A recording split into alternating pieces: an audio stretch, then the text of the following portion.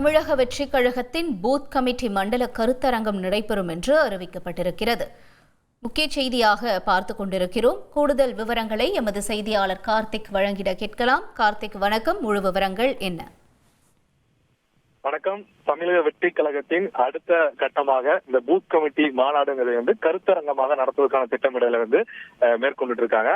முதல் மண்டல கருத்தரங்கமாக கோவையை தேர்ந்தெடுத்திருக்காங்க. வரக்கூடிய 26, 27 சனி ஞாயிறு 2 நாட்கள்ல மேற்கு மண்டலத்தில் இருக்கக்கூடிய மாவட்டங்களை தொகுதி வாரியாகவும் மாவட்ட வாரியாகவும் நிர்வாகிகளை அழைத்து இந்த பூத் கமிட்டியுடைய செயல்பாடு அதை ஏன்னா அவங்க சந்திக்கக்கூடிய முதல் தேர்தல் என்பதால் மிக விளக்கமாக ஒரு கருத்தரங்கம் மாதிரி நடத்துவதற்கான திட்டமிடலை தமிழக வெற்றி கழகத்தில் செஞ்சிருக்காங்க.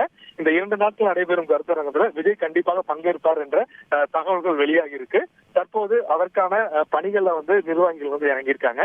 கோவை சரவணம்பட்டியில் இருக்கக்கூடிய ஒரு தனியார் கல்லூரி வளாகத்தை தேர்ந்தெடுக்கப்பட்டு அங்கு இந்த 2 நாட்கள் கருத்தரங்கள் 4 மாவட்டங்களாக பிரித்து அதில் இருக்கக்கூடிய சட்டமன்ற தொகுதிகள் இருக்கக்கூடிய நிர்வாகிகளுக்கு இதற்கான ஒரு பயிற்சி பட்டறையாக இந்த கருத்தரங்கம் இருக்கும் என கூறப்படுகிறது.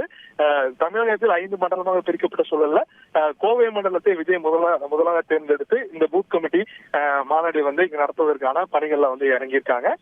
வரக்கூடிய அடுத்த வாரம் இந்த நிகழ்ச்சி கோவையில் நடைபெறுகிறது. இங்கு விஜய் வருவார் எதிர்பார்க்கக்கூடிய சூழல்ல இந்த கருத்தரங்கம் மிக முக்கியமாக ஒரு அரசியல் கட்டத்துல ஒரு மாற்றமாக இருக்கும் என்று அவங்க கட்சி தரப்புல சொல்லியிருக்காங்க. அதை எப்படி நடத்துறாங்க, அந்த கருத்தரங்கம் எப்படி இருக்குன்னு சொல்லி நம்ம நடக்கும்போது கண்டிப்பா பார்க்கலாம். தகவல்களுக்கு நன்றி கார்த்திக். செய்திகளை உடனுக்குடன் தெரிந்து கொள்ள உடனே சப்ஸ்கிரைப் பண்ணுங்க.